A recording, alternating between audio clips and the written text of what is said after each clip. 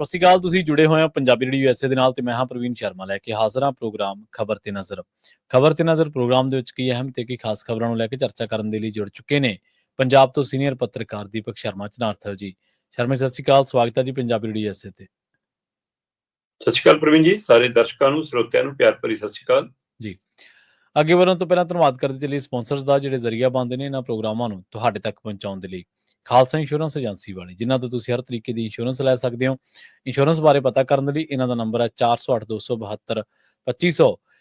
ਇਹ 1992 ਤੋਂ ਲਗਾਤਾਰ ਇੰਸ਼ੋਰੈਂਸ ਬਿਜ਼ਨਸ ਦੇ ਵਿੱਚ ਸ਼ਾਨਦਾਰ ਸੇਵਾਵਾਂ ਦੇ ਰਹੇ ਨੇ ਤੇ ਅਮਰੀਕਾ ਭਰ ਦੇ ਵਿੱਚ ਇੰਸ਼ੋਰੈਂਸ ਕਰਦੇ ਨੇ। ਓਬਾਮਾ ਕੇਅਰ, ਮੈਡੀਕੇਅਰ ਜਾਂ ਫਿਰ ਕਵਰਡ ਕੈਲੀਫੋਰਨੀਆ ਬਾਬਤ ਪਾਲਿਸੀ ਕਰਵਾਉਣ ਦੇ ਲਈ, ਸਲਾਹ ਲੈਣ ਦੇ ਲਈ ਅੱਜ ਹੀ ਕਾਲ ਕਰੋ 4082722500 ਤੇ। ਟਰਕੀਅਨ ਇਮੀਗ੍ਰੇਸ਼ਨ ਲਾ ਫਰਮ ਵਾਲੇ, ਜੇ ਟਰਕੀਅਨ ਟੋਨੀ ਟਰਕੀਅਨ ਦੇ ਨਾਲ ਤੁਸੀਂ US ਇਮੀਗ੍ਰੇਸ਼ਨ ਬਾਬਤ ਕੋਈ ਵੀ ਸਲਾਹ ਕਰਨੀ ਹੈ, ਕੋਈ ਵੀ ਸਵਾਲ ਪੁੱਛਣਾ ਤੇ ਇਹਨਾਂ ਦਾ ਨੰਬਰ ਹੈ 4159090503। Gurdeep Singh Birdi Clovis, Mandeep Singh, Sandeep Kaur San Jose, Jind Kaur, Anayat Kaur Bakersfield, Mahinder Singh, Mahinder Kaur Mattu Yuba City, Amrik Singh Atwal, Jarnail Singh Yuba City, Jarnail Singh Seattle ਤੋਂ। ਇਹਨਾਂ ਸਾਰੇ ਹੀ ਸਪਾਂਸਰਸ ਦਾ ਬਹੁਤ ਬਹੁਤ ਧੰਨਵਾਦ। ਤੇ ਜੇਕਰ ਤੁਸੀਂ ਵੀ ਪੰਜਾਬੀ ਰੇਡੀਓ USA ਦੇ ਇਹਨਾਂ ਪ੍ਰੋਗਰਾਮਾਂ ਨੂੰ ਸਪਾਂਸਰ ਕਰਨਾ ਚਾਹੁੰਦੇ ਹੋ ਤਾਂ ਸਟੂਡੀਓ ਦਾ ਨੰਬਰ ਹੈ 4082722500। ਅੱਜ ਦਾ ਇਹ ਖਬਰ ਤੇ ਨਜ਼ਰ ਪ੍ਰੋਗਰਾਮ ਸਾਲ 2025 ਦੀ 23 ਜਨਵਰੀ ਦਾ ਪ੍ਰੋਗਰਾਮ ਹੈ ਤੇ ਦਿਨ ਅੱਜ ਵੀਰਵਾਰ ਹੈ। ਖਬਰਾਂ ਦੀ ਸ਼ੁਰੂਆਤ ਕਰੀਏ ਸ਼ਰਮਾ ਜੀ ਆਪਾਂ ਭਾਰਤ ਦੇ ਵਿੱਚ ਸਿੱਖਾਂ ਦੀ ਕਾਲੀ ਸੂਚੀ ਤੋਂ। ਇਹ ਸਵਾਲ, ਇਹ ਘਟਨਾ ਨੇ ਜਨਮ ਕਿਵੇਂ ਲਿਆ ਜਿੱਥੋਂ ਇਹ ਸਵਾਲ ਪੈਦਾ ਹੋ ਗਿਆ ਕਿ ਭਾਰਤ ਦੇ ਵਿੱਚ ਸਿੱਖਾਂ ਦੀ ਕਾਲੀ ਸੂਚੀ ਫਿਰ ਬਹਾਲ ਹੋ ਗਈ ਹੈ ਜੀ? ਪ੍ਰਵੀਨ ਜੀ, ਜਦੋਂ ਕਾਂਗਰਸ ਦਾ ਰਾਜ ਸੀਗਾ ਉਸ ਸਮੇਂ ਜਿਨ੍ਹਾਂ ਨੇ ਸੱਤਾ ਨੂੰ ਸਵਾਲ ਕੀਤੇ ਜਾਂ ਉਲਟ ਵਿਚਾਰਧਾਰਾ ਦੇ ਹਵਾਲੇ ਨਾਲ ਜਾਂ ਵੱਖਰੇ ਸਿੱਖ ਰਾਜ ਦੇ ਸੂਬੇ ਦੀ ਸਥਾਪਨਾ ਦੇ ਹਵਾਲੇ ਨਾਲ ਘੋਲ ਲੜਿਆ ਤੇ ਉਹਦੇ ਵਿੱਚੋਂ ਹਥਿਆਰੀ ਘੋਲ ਵੀ ਸ਼ਾਮਲ ਹੋ ਗਿਆ ਤੇ ਦੂਸਰਾ ਸੰਘਰਸ਼ੀ ਘੋਲ ਵੀ ਸ਼ਾਮਲ ਹੋ ਗਿਆ। ਤੇ ਉਸ ਤੋਂ ਬਾਅਦ ਜਿਹੜੇ ਇੱਥੋਂ ਵਿਦੇਸ਼ਾਂ ਨੂੰ ਗਏ ਤੇ ਉਹਨਾਂ ਦਾ ਕੋਈ ਪੁਰਾਣਾ ਟਰੈਕ ਰਿਕਾਰਡ ਜਿਹਾ ਬੋਲਦਾ ਸੀ, ਕਾਂਗਰਸ ਨੇ ਉਹਨਾਂ ਸਾਰਿਆਂ ਨੂੰ ਬਲੈਕ ਲਿਸਟ 'ਚ ਪਾਤਾ ਜੀ। ਮਤਲਬ ਕਿਸੇ ਦੀ ਇਹ ਕੋਖ ਪੜਤਾਲ ਵੀ ਨਹੀਂ ਕਰਨ ਦੀ ਕੋਸ਼ਿਸ਼ ਕੀਤੀ ਕਿ ਸਮੇਂ ਦੇ ਬਹਿਣ ਨਾਲ ਇਹ ਇੱਕ ਰਾਜਨੀਤਿਕ ਸੰਘਰਸ਼ ਵੀ ਸੀਗਾ ਤੇ ਪਰ ਇਹਦੇ ਵਿੱਚ ਜਿਹੜਾ ਖੂਨੀ ਸੰਘਰਸ਼ ਹੋਇਆ ਉਹਦੇ ਵਿੱਚ ਕੌਣ ਸ਼ਾਮਲ ਸੀ, ਕਿਸ ਤਰ੍ਹਾਂ ਸੀ, ਕਦੇ ਕਿਸੇ ਧਰਨੇ ਦੀ ਸਹੀ ਜਾਂਚ ਪੜਤਾਲ ਵੀ ਕਰਾਉਣ ਦੀ ਕੋਸ਼ਿਸ਼ ਨਹੀਂ ਕੀਤੀ। ਉਲਟਾ ਮਨੁੱਖੀ ਅਧਿਕਾਰਾਂ ਦਾ ਘਾਣ ਹੀ ਹੋਇਆ ਇਹਦੇ ਵਿੱਚ।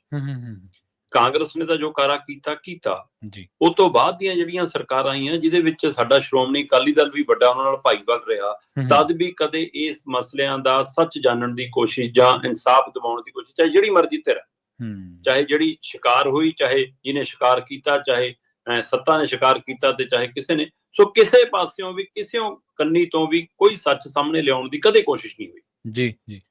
ਉਹ ਸਾਰੇ ਵਰਤਾਰੇ ਤੋਂ ਬਾਅਦ ਭਾਰਤੀ ਜਨਤਾ ਪਾਰਟੀ ਨੇ ਇਹ ਦਮ ਭਰਨ ਦੀ ਕੋਸ਼ਿਸ਼ ਕੀਤੀ ਕਿ ਜਿੰਨੇ ਪੰਜਾਬ ਹਿਤੈਸ਼ੀ ਸਭ ਤੋਂ ਵੱਧ ਹੈਗੀਆਂ ਤਾਂ ਅਸੀਂ ਆ, ਜਿੰਨੇ ਸਿੱਖ ਹਿਤੈਸ਼ੀ ਹੈਗੀਆਂ ਸਭ ਤੋਂ ਵੱਧ ਅਸੀਂ ਆ।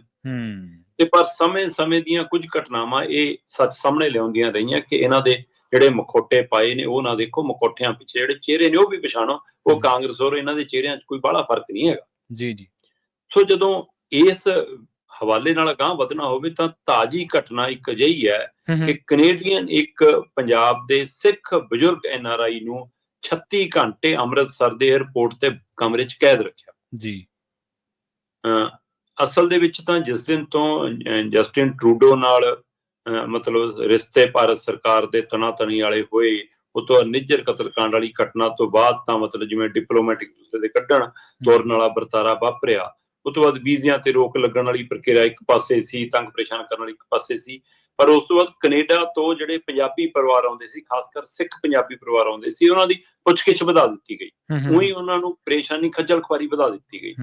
ਪਰ ਇਹ ਹੱਦੋਂ ਵੱਧ ਦੀ ਖਬਰ ਹੈ ਜਿਹੜੀ ਪਿਛਲੇ ਕੁਝ ਦਿਨਾਂ ਤੋਂ ਵੱਖ-ਵੱਖ ਸਫਾ 'ਚ ਘੁੰਮ ਰਹੀ ਆ ਕਿ ਕੈਨੇਡਾ ਦੇ ਇੱਕ 77 ਸਾਲ ਦੇ ਬਜ਼ੁਰਗ NRI ਜਿਹੜੇ ਮਤਲਬ ਕਿ ਪੰਜਾਬ ਨਾਲ ਸੰਬੰਧਿਤ ਨੇ ਤੇ ਨਵੇਂ ਸਾਲ ਦੀ ਆਮਦ ਮੌਕੇ ਜਦੋਂ 31 ਦਸੰਬਰ ਸੀਗਾ ਜਾਂ 1 ਜਨਵਰੀ 2025 ਸੀਗਾ, ਉਸ ਦਰਮਿਆਨ ਜਦੋਂ ਆਪਣੀ ਜਨਮ ਭੋਈ ਪੰਜਾਬ ਆਉਂਦੇ ਨੇ ਤਾਂ ਅੰਮ੍ਰਿਤਸਰ ਦੇ ਏਅਰਪੋਰਟ ਤੇ ਉਹਨਾਂ ਨੂੰ ਬਿਨਾਂ ਕਾਰਨ ਦੱਸਿਆ ਰੋਕ ਲਿਆ ਜਾਂਦਾ, ਬਿਨਾਂ ਕਾਰਨ ਦੱਸਿਆ ਕਮਰੇ 'ਚ ਡੱਕ ਦਿੱਤਾ ਜਾਂਦਾ। 36 ਘੰਟੇ ਉਹਨਾਂ ਨੂੰ ਬਿਨਾਂ ਚਾਹ ਪਾਣੀ, ਖਾਣ ਪੀਣ, ਦਵਾ ਦਾਰੂ, ਉਹਨਾਂ ਨੂੰ ਤਾਲਾ ਲਾ ਕੇ ਬਾਹਰ ਸਿਕਿਉਰਿਟੀ ਬਿਠਾ ਕੇ ਡੱਕਿਆ ਰੱਖਿਆ। ਉਹ ਜਦੋਂ ਹੁਣ ਇੱਥੋਂ ਵਾਪਸ ਜਾਂਦੇ ਨੇ, ਵਾਪਸ ਭੇਜਣ ਦਾ ਕਾਰਨ ਸਪਸ਼ਟ ਨਹੀਂ ਕੋਈ ਦੱਸਿਆ ਗਿਆ, ਰੋਕਣ ਦਾ ਕਾਰਨ ਸਪਸ਼ਟ ਨਹੀਂ ਦੱਸਿਆ ਗਿਆ। ਤੇ ਜਦੋਂ ਵਾਪਸ ਜਾਂਦੇ ਨੇ ਤਾਂ ਵਾਪਸ ਜਾ ਕੇ ਉਹ ਕੈਨੇਡਾ ਦੇ ਮੀਡੀਆ ਦੇ ਹਵਾਲੇ ਨਾਲ ਆਪਣੀ ਗੱਲ ਸਾਹਮਣੇ ਲਿਆਉਂਦੇ ਨੇ ਤੇ ਉੱਥੋਂ ਫਿਰ CBC ਦੇ ਹਵਾਲੇ ਨਾਲ ਭਾਰਤੀ ਕੌਂਸਲ ਜਨਰਲ ਨੂੰ ਵੀ, ਭਾਰਤ ਸਰਕਾਰ ਨੂੰ ਵੀ ਇਹਦੇ ਬਾਰੇ ਪਤਾ ਕਰਨ ਲਈ ਪੁੱਛਿਆ ਜਾਂਦਾ ਕਿ ਜਾਣਕਾਰੀ ਦਿਓ ਜੀ, ਕੋਈ ਜਵਾਬ ਨਹੀਂ। ਉਹਨਾਂ ਦੇ ਕਹਿਣ ਅਨੁਸਾਰ ਇਹ ਗੁਰਚਰਨ ਸਿੰਘ ਬਣਵੈਤ ਹੋਰੀ 70 ਸਾਲਾ ਬਜ਼ੁਰਗ ਨੇ, ਉਹਨਾਂ ਦੇ ਦੱਸਣ ਅਨੁਸਾਰ ਹੈ ਕਿ ਮੁੜ ਕੇ ਮੈਨੂੰ ਕਿਸੇ ਨੇ ਕਿਸੇ ਪਾਸਿਓਂ ਵੀ ਸਾਨੂੰ ਕਿਸੇ ਨੇ ਇਤਲਾਹ ਨਹੀਂ ਦਿੱਤੀ ਕਿ ਕਾਰਨ ਕੀ ਸੀ। ਉਹ ਕਹਿੰਦੇ ਕਿ ਪਹਿਲੀ ਵਾਰ ਨਹੀਂ ਆਇਆ, ਮੈਂ ਕਿੰਨੀ ਵਾਰ ਆਇਆ ਤੇ ਕਦੇ ਅਜਿਹਾ ਮਸਲਾ ਨਹੀਂ। ਔਰ ਮੇਰਾ ਪੁਰਾਣਾ ਕੋਈ ਅਜਿਹਾ ਰਿਕਾਰਡ ਵੀ ਨਹੀਂਗਾ ਕਿ ਚਲੋ ਜੇ ਪੁਰਾਣਾ ਵੀ ਕਿਸੇ ਦਾ ਰਿਕਾਰਡ ਬੋਲਦਾ ਹੋਵੇ ਤਾਂ ਵੀ, ਪਰ ਇਹ ਉਹ ਸਰਕਾਰ ਹੈ ਜਿਹੜੀ ਕਹਿੰਦੀ ਸੀ ਅਸੀਂ ਬਲੈਕ ਲਿਸਟ ਵੀ ਖਤਮ ਕਰਤੀ, ਅਸੀਂ ਕਾਲੀ ਸੂਚੀ ਵੀ ਮੁਕਾਤੀ, ਤੇ ਜੇ ਕਾਲੀ ਸੂਚੀ ਮੁਕਾਤੀ ਫਿਰ ਆਹ ਕਾਰੇ ਤਾਂ ਕਾਲੀ ਸੂਚੀ ਵਾਲੇ ਹਵਾਲੇ ਵਰਗੇ ਹੀ ਨੇ ਕਿ ਨਵੀਂ ਬਣਾ ਲਈ ਜਾਂ ਪੁਰਾਣੀ ਨੂੰ ਬਹਾਲ ਕਰ ਲਿਆ ਜਾਂ ਪੁਰਾਣੀ 'ਚ ਕੁਝ ਨਵੇਂ ਨਾਮ ਦਰਜ ਕਰ ਲਏ। ਇਹ ਘਟਨਾ ਕਿਵੇਂ ਵਾਪਰੀ, ਕਿਉਂ ਵਾਪਰੀ, ਇਹਦੇ ਬਾਰੇ ਕੋਈ ਕੁਝ ਦੱਸਣ ਨੂੰ ਤਿਆਰ ਨਹੀਂ। ਕੇਂਦਰ ਨੇ, ਕੇਂਦਰ ਦੀਆਂ ਏਜੰਸੀਆਂ ਨੇ, ਉਹਨਾਂ ਦੇ ਹਵਾਲੇ ਨਾਲ ਤਾਂ ਜੋ ਘਟਨਾ ਵਾਪਰੀ। ਇਸ ਤੋਂ ਬਾਅਦ ਮਤਲਬ ਕਿ ਇਹ ਸਵਾਲ ਵੱਡਾ ਹੋਣ ਲੱਗ ਪਿਆ ਕਿ ਬਲੈਕ ਲਿਸਟ ਬਹਾਲ ਕੀਤੀ ਜਾ ਰਹੀ ਹੈ। ਪਰ ਮੇਰਾ ਤਾਂ ਇੱਕ ਹਟਵਾਂ ਸਵਾਲ ਹੈ, ਜਦੋਂ ਕਿਸੇ ਸੂਬੇ ਦੇ ਨਾਗਰਿਕ ਦੇ ਨਾਤੇ, ਉੱਥੋਂ ਦੇ ਵਸਨੀਕ, ਪੁਰਾਣੀਆਂ ਜੜ੍ਹਾਂ ਦੇ ਨਾਤੇ ਘਟਨਾ ਵਾਪਰਦੀ ਆ ਤਾਂ ਉਹ ਸਰਕਾਰ ਦੀ ਕੋਈ ਜ਼ਿੰਮੇਵਾਰੀ ਬਣਦੀ ਹੈ। ਕੀ ਪੰਜਾਬ ਸਰਕਾਰ ਨੇ ਆਪਣੇ ਪੱਧਰ ਤੇ ਪੁੱਛਣ ਦੀ ਕੋਸ਼ਿਸ਼ ਕੀਤੀ ਕੇਂਦਰ ਨੂੰ ਕਿ ਭਾਈ ਆ ਗੁਰਚਰਨ ਸਿੰਘ ਬਣਵੈਤ ਨਾਲ ਇਹ ਵਿਵਹਾਰ ਕਿਉਂ ਹੋਇਆ? ਔਰ ਉਹ ਵੀ ਪੰਜਾਬ ਦੇ ਏਅਰਪੋਰਟ ਤੇ ਹੋ ਰਿਹਾ। ਬੇਸ਼ੱਕ ਉਹ ਕੇਂਦਰ ਦੇ ਕੰਟਰੋਲ 'ਚ ਹੈ, ਸਾਰਾ ਕੁਛ ਹੈ, ਪਰ ਪੁੱਛਣਾ ਸਰਕਾਰ ਦਾ ਫਰਜ਼ ਨਹੀਂ ਕਿ ਸਾਡੇ ਨਾਗਰਿਕਾਂ ਨਾਲ ਇਹ ਤੀਜੇ ਦਰਜੇ ਦਾ ਵਿਵਹਾਰ ਕਿਉਂ ਹੈ, ਚਾਹੇ ਉਹ NRI ਨੇ। ਫਿਰ NRI ਦੇ ਮਾਮਲੇ 'ਚ ਤਾਂ ਹੋਰ ਵੀ ਸੰਵੇਦਨਾ ਹੋਣੀ ਚਾਹੀਦੀ ਸੀ ਤੁਹਾਡਾ। ਇਸ ਤੋਂ ਅਗਲਾ ਆਪਾਂ ਲਗਾਤਾਰ ਅਕਾਲੀ ਦਲ ਦੀ ਸਿਆਸਤ ਤੇ ਗੱਲ ਕਰਦੇ ਆਂ। ਕਈ ਕਹਿੰਦੇ ਜੀ ਅਕਾਲੀ ਦਲ ਤਾਂ ਬਿਨਾਂ ਕਾਰਨ ਤੋਂ ਹੁਣ ਭੰਡਿਆ ਜਾ ਰਿਹਾ ਹੈ ਨਾ, ਹੁਣ ਤਾਂ ਉਹਨੇ ਸਾਰਾ ਕੁਝ ਕਰ ਲਿਆ। ਹੁਣ ਅਜਿਹੀ ਘਟਨਾ ਜਿਹੜੀ ਵਾਪਰੀ ਹੋਵੇ ਤੇ ਬੰਦਾ ਕਿਹਦੇ ਕੰਨੀ ਦੇਖਦਾ ਜੀ ਕਿ ਘੱਟੋ ਘੱਟ ਸਾਡੀ ਜਮਾਤ ਦੀ ਰਾਖੀ ਕਰਨ ਵਾਲੀ ਧਿਰ ਤਾਂ ਬੋਲੇ, ਘੱਟੋ ਘੱਟ ਧਾਰਮਿਕ ਤੌਰ ਤੇ ਨੁਮਾਇੰਦਗੀ ਕਰਨ ਵਾਲੀ ਸੰਸਥਾ ਬੋਲੇ। ਨਾ ਸ਼੍ਰੋਮਣੀ ਅਕਾਲੀ ਦਲ ਲੱਭੀ ਜੇ ਮਾਮਲੇ 'ਚ, ਨਾ ਅਕਾਲੀ ਦਲ ਲੱਭਿਆ। ਹੁਣ ਕਾਂਗਰਸ ਤੋਂ ਤਾਂ ਉਮੀਦ ਨਹੀਂ ਕਰ ਸਕਦਾ ਅਗਲਾ। ਜੀ ਸਹੀ ਹੈ ਨਾ, ਭਾਜਪਾ ਦੇ ਲੱਛਣ ਨੇ ਜਿਹੜੀ ਘਟਨਾ ਵਾਪਰੀ, ਫਿਰ ਅਗਲਾ ਕਿਹਦੇ ਕੰਨੀ ਦੇਖੂਗਾ? ਨਾ ਸਰਕਾਰ ਕੁਛ ਰਹੀ ਆ, ਨਾ ਜਿਹੜੀ ਆਪਣੇ ਆਪ ਨੂੰ ਕਹਿੰਦੀ ਆ ਅਸੀਂ ਪੰਥ ਦੀ ਪਹਿਰੇਦਾਰੀ ਕਰਦੇ ਆ, ਨਾ ਉਹ ਤੇ ਕੁਛ ਰਹੀ। ਬਿਲਕੁਲ ਜੀ ਬਿਲਕੁਲ। ਫਿਰ ਅਜਿਹੇ 'ਚ ਬੰਦਾ ਝਾਕੇ ਤਾਂ ਕਿਹਦੇ ਕੰਨੀ ਝਾਕੇ? ਸੋ ਇਸ ਘਟਨਾ ਨੇ ਸਮੁੱਚੇ ਸਿਸਟਮ ਦਾ, ਸਮੁੱਚੀਆਂ ਰਾਜਨੀਤਿਕ ਧਿਰਾਂ ਦਾ, ਸੱਤਾ ਦਾ, ਸਭ ਦਾ ਕਿਰਦਾਰ ਨਸਰ ਕੀਤਾ ਤੇ ਪਰ ਕਿਸੇ ਕੋਲ ਵੀ ਇਸ ਮਸਲੇ ਦਾ ਜਵਾਬ ਨਹੀਂ ਹੈ। ਜੀ ਬਿਲਕੁਲ। ਇਹਦੇ ਨਾਲ ਦੂਜੀ ਗੱਲ ਇਹ ਵੀ ਹੈ ਨਾ ਵੀ ਕੀ ਆਉਣ ਵਾਲੇ ਟਾਈਮ ਦੇ ਵਿੱਚ ਇਹ ਵਰਤਾਰਾ ਰੁਕੂਗਾ ਜਾਂ ਇਸ ਤੋਂ ਹੋਰ ਵੱਡੇ ਰੂਪ ਦੇ ਵਿੱਚ ਸਾਹਮਣੇ ਆਊਗਾ? ਦੂਜਾ ਹੈ ਵੀ ਅਕਾਊਂਟੇਬਿਲਿਟੀ ਕਿਸੇ ਦੀ ਨਹੀਂ। ਤੀਜਾ ਹੈ ਵੀ ਜਦੋਂ ਤੋਂ ਭਾਰਤ ਕੈਨੇਡਾ ਦੇ ਸਬੰਧ ਖਰਾਬ ਹੋਏ ਨੇ ਕਿ ਉਸ ਤੋਂ ਬਾਅਦ ਕੋਈ ਨਵੇਂ ਡਾਟੇ ਉੱਤੇ ਕੰਮ ਹੋ ਰਿਹਾ। ਇਹ ਸਾਰੇ ਸਵਾਲ ਜਿਉਂਦੇ ਤੇ ਆਉਣੇ ਸਾਰੇ ਸਵਾਲ ਵੱਡੇ ਜੀ। ਪੰਜ ਸਿੰਘ ਸਾਹਿਬਾਨਾਂ ਦੀ ਬੈਠਕ ਹੋਣੀ ਹੈ ਜੀ, ਕਹਿੰਦੇ 28 ਜਨਵਰੀ ਇੱਕ ਅਜਿਹਾ ਦਿਨ ਮੰਨਿਆ ਜਾ ਰਿਹਾ ਜਿਸ ਦਿਨ ਸਾਰੀ ਧੁੰਦ ਜਿਹੜੀ ਛੱਡ ਜਾਣੀ ਹੈ। ਵੱਖ-ਵੱਖ ਪੰਥਕ ਮਾਮਲੇ ਜਿਹੜੇ ਇਸ ਟਾਈਮ ਫਿਜ਼ਾ ਦੇ ਵਿੱਚ ਘੁੰਮ ਰਹੇ ਨੇ, ਕਈਆਂ ਉੱਤੇ ਦੁਬਿਧਾ ਵੀ ਹੈ, ਕਈਆਂ ਉੱਤੇ ਸ਼ੰਕ ਸ਼ੋਭੇ ਵੀ ਖੜੇ ਨੇ। ਉਹ ਕਹਿੰਦੇ 28 ਜਨਵਰੀ ਇਸ ਨੂੰ ਜਿਹੜੀ ਹੈ ਸਾਰੀ ਧੁੰਦ ਉਹ ਛੱਡ ਜਾਣੀ। ਪ੍ਰਵੀਨ ਜੀ, 2 ਦਸੰਬਰ 2024 ਨੂੰ ਸ਼੍ਰੀ ਅਕਾਲ ਤਖਤ ਸਾਹਿਬ ਦੀ ਫਸੀਲ ਤੋਂ ਪੰਜ ਸਿੰਘ ਸਾਹਿਬਾਨ ਵੱਲੋਂ ਜਿਹੜੇ ਹੁਕਮਨਾਮੇ ਪੜ੍ਹੇ ਗਏ, ਜੋ ਆਦੇਸ਼ ਦਿੱਤੇ ਗਏ, ਉਹਨਾਂ ਦੀ ਪਾਲਣਾ ਸਮੁੱਚੀ ਅਕਾਲੀ ਲੀਡਰਸ਼ਿਪ ਨੇ ਕਰਨੀ ਸੀ, ਚਾਹੇ ਉਹ ਦਾਗੀ ਸੀ, ਚਾਹੇ ਉਹ ਬਾਗੀ ਸੀ। ਉਹਨਾਂ ਸਾਰੀਆਂ ਧਿਰਾਂ ਨੂੰ ਉਹ ਦਿਸ਼ਾ ਨਿਰਦੇਸ਼ ਦਿੱਤਾ ਗਿਆ। ਉੱਥੋਂ ਈਵਨ ਰਾਹ ਦਿਖਾਇਆ ਗਿਆ ਕਿ ਭਾਈ, ਕਿਉਂਕਿ ਮੈਨੂੰ ਯਾਦ ਹੈ ਸਿੰਘ ਸਾਹਿਬ ਨੇ ਕਿਹਾ ਸੀਗਾ ਕਿ ਆਹ ਜਿਹੜੀ ਸਾਰੀ ਲੀਡਰਸ਼ਿਪ ਖੜੀ ਹੈ ਪੰਥਕ ਤੌਰ ਤੇ ਆਧਾਰ ਗਵਾ ਚੁੱਕੀ ਹੈ, ਨੁਮਾਇੰਦਗੀ ਕਰਨ ਦਾ ਆਧਾਰ ਗਵਾ ਚੁੱਕੀ ਹੈ। ਮਤਲਬ ਉਹਨਾਂ ਨੂੰ ਮੁੜ ਕੇ ਆਧਾਰ ਹਾਸਲ ਕਰਨ ਦਾ ਰਾਹ ਵੀ ਦਿਖਾਇਆ ਉਸ ਦਿਨ ਕਿ ਭਾਈ ਇਸ ਤਰੀਕੇ ਨਾਲ ਅਗਾਂਹ ਵਧੋ, ਮੁੜ ਕੇ ਮੈਂਬਰਸ਼ਿਪ ਹਾਸਲ ਕਰੋ ਤੇ ਉਸ ਮੈਂਬਰਸ਼ਿਪ ਚੋਂ ਤੁਹਾਨੂੰ ਮੁੜ ਕੇ ਚੁਣਿਆ ਜਾਂਦਾ, ਚੁਣ ਕੇ ਆ ਜਾਓ। ਪਰ ਉਹ ਰਾਹ ਚੁਣਨ ਦੀ ਬਜਾਏ ਫਿਰ ਉਹੀ ਰਾਜਨੀਤਿਕ ਪੈਂਤੜੇਬਾਜ਼ੀ ਵਾਲਾ ਰਾਹ ਚੁਣ ਲੱਗ ਪਈਆਂ ਧਿਰਾਂ ਤੇ ਇੱਕ ਧਿਰ ਮੁੜ ਕੇ ਸ਼ਿਕਾਇਤਾਂ ਤੇ ਆ ਗਈ, ਇੱਕ ਧਿਰ ਧੱਕੇ ਨਾਲ ਅੱਗੇ ਵਧ ਗਈ।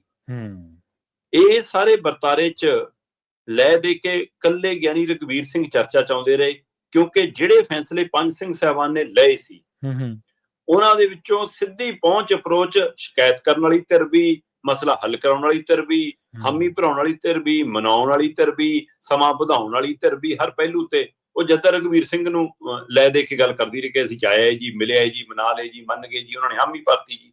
ਮਤਲਬ ਇਹ ਸਵਾਲ ਵੀ ਹੋਣ ਲੱਗ ਪਿਆ ਕਿ ਜਿਹੜੇ ਪੰਜ ਸਿੰਘ ਸਾਹਿਬਾਨ ਦੇ ਫੈਸਲੇ ਨੇ ਕਿ ਉਹਨਾਂ ਨੂੰ ਇੱਕ ਸਿੰਘ ਸਾਹਿਬਾਨ ਪਲਟ ਸਕਦੇ ਨੇ ਜੀ, ਕਿ ਉਹਦੇ ਵਿੱਚ ਕੋਈ ਛੂਟ ਦੇ ਸਕਦੇ ਨੇ।